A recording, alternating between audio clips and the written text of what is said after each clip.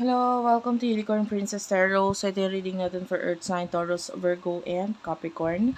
Take only what resonates. Hindi ito magre-resonate sa lahat. So kunin mo lang yung mga messages na magre-resonate para sa'yo. If you want to book a personal reading, ito yung details for you for that. Okay? Unipree, ito naman yung TikTok shop namin kung gusto mo mag-avail ng aming product. So, let's start. Yeah, meron kaming mga green lucky candle if you're a businessman or if you want to manifest money.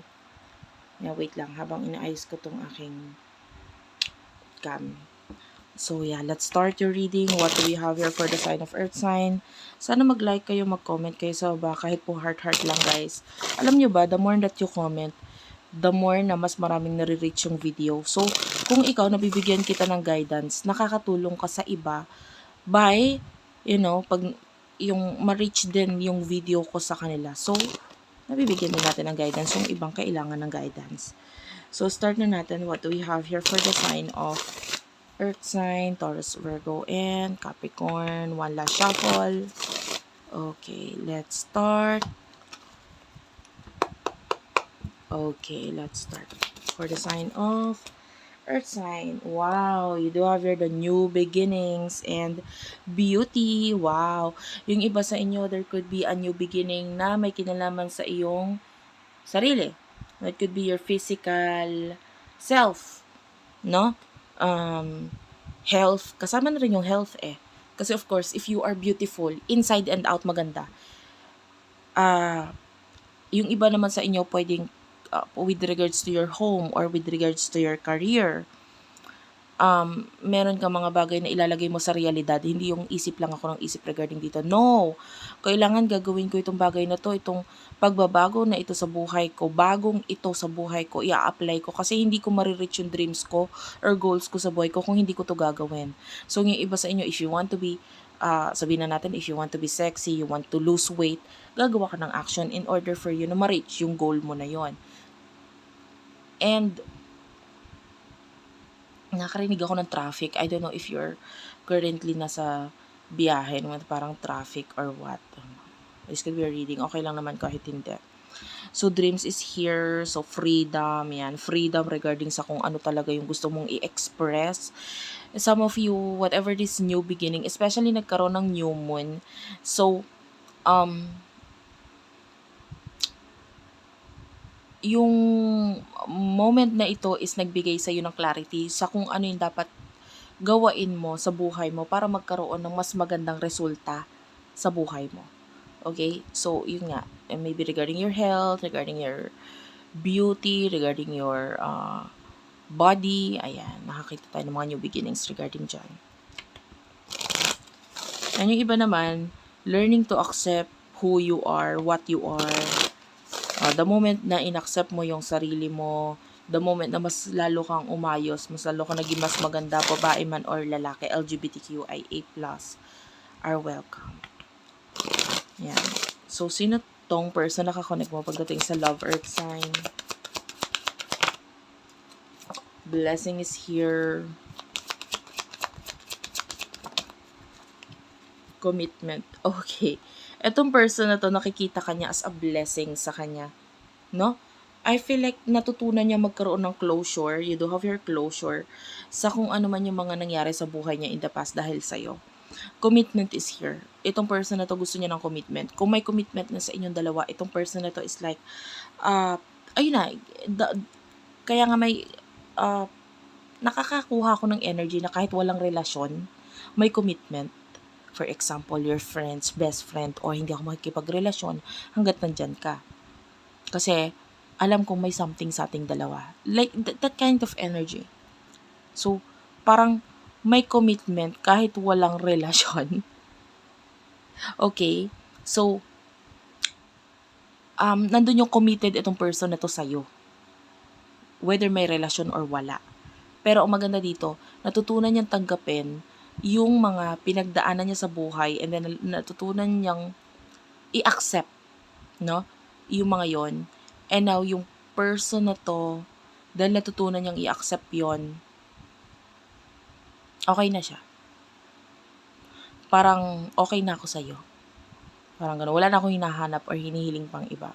napakaswerte ko nga nandyan ka. Okay, so that is the message. And gusto ko yung gawing title, so isusulat ko kasi baka malimutan ko. Wait lang ha.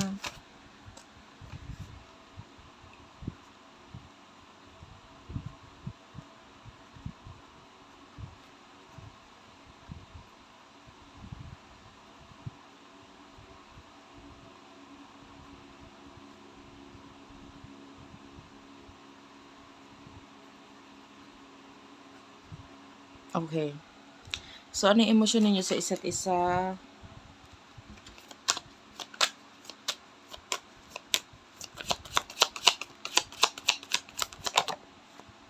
Okay, you do have here boundaries and willpower. Clarify the willpower, please. Clarify the willpower. Okay. Actually, hindi ko to napapansin kanina pa. Meron palang naligaw na card dito, no, sa aking deck na ito. Shuffle ko yung deck, pero hindi ko to napansin. But I will take this. This is imagination. This is a different card or hindi siya kasama dito sa deck na ito. But I will take that as a message as well. Emotion ng person na ito for you. Okay, you do have here financial health and peace. Okay. Bottom of the deck is clarity.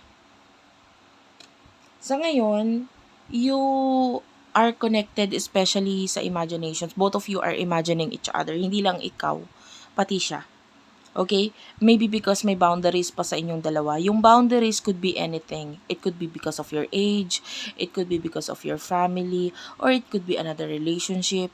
Pwede rin namang distance. So, kahit ano pa yung boundaries ninyong dalawa, nakakakita tayo dito ng imagination. Both of you are imagining each other.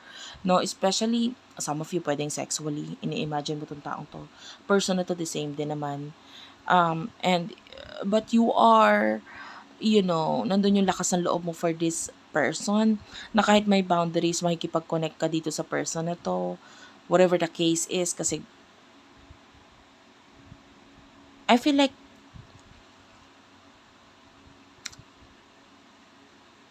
this is a connection na parang nagbibigay ng healthy para sa'yo. Like, kaya ka nagiging healthy mag-isip, okay yung pag-iisip mo dahil malaki na itutulong niya doon. You know what I mean? Parang somehow itong person na to is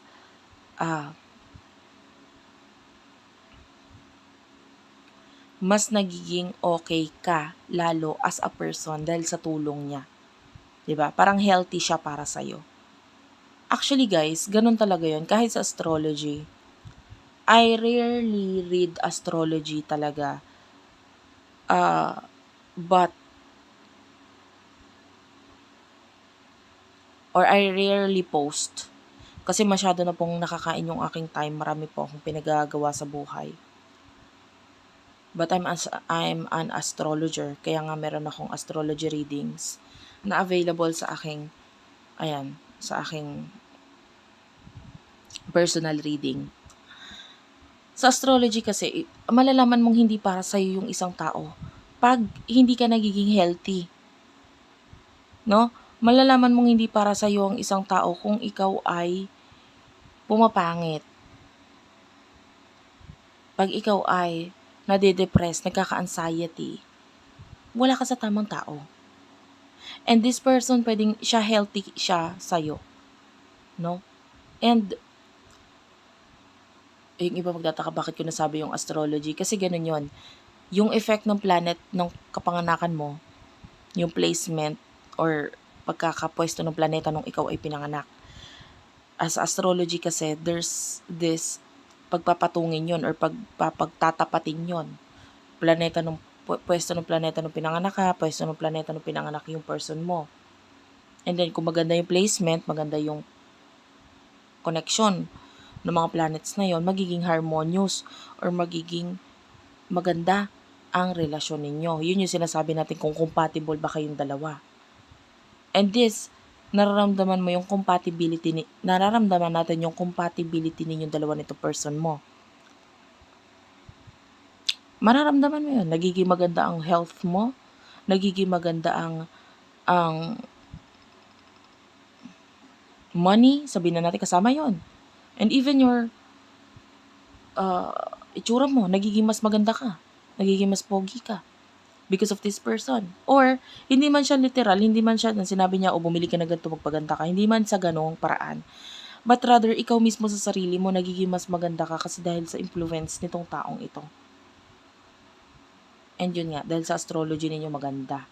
So, yun nakukuha natin. Both of you are compatible. Financial health, itong person na to, emotion niya para sa'yo. You know, the word is financial health, pero nakikita natin dito is the tree. Puno. Nag-grow siya. Kung ikaw, nag-grow ka, nag-grow din itong person na to. Both of you, yung influence niyo sa isa't isa is pareho kayo nag-grow dahil sa isa't isa. And the peace is here. So, I feel like, the energy is very peaceful. Kanina pa ako nakakaramdam ng energy na parang, kahit napaka-stressful ng paligid, pag nagkausap na kayo, parang okay. Pag nai-open up mo na yung problema mo sa kanya, whether through chat or whether through in person, pag nag-uusap na kayo, nandun yung parang, okay na ako. Ganyan na talaga, may problema, pero kaya kong lagpasan yan. Parang ganon, alam mo yun, napaka at peace. And yun yung energy mo dito. Energy din ng person mo ganon. So, what will happen in the near future para sa inyong dalawa? In the near future. Wow! You do have your reconciliation and travel. So, yung iba sa inyo, may pagta-travel na maaaring maganap dito sa inyong dalawa.